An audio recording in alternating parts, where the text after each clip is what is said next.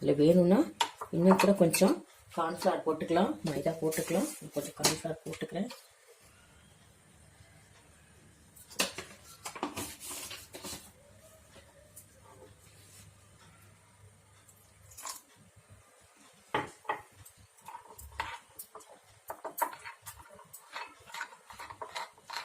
இன்னும் கொஞ்சம் லம்ஸ் இல்லாமல் அப்படியே கரைச்சிக்கணும் ஃபஸ்ட்டு.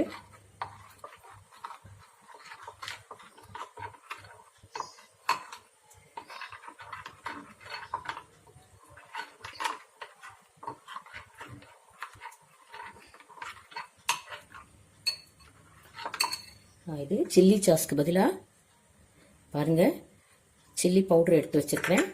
கொஞ்சம் ஆனியன் சாப் பண்ணியும் வச்சுருக்கிறேன்.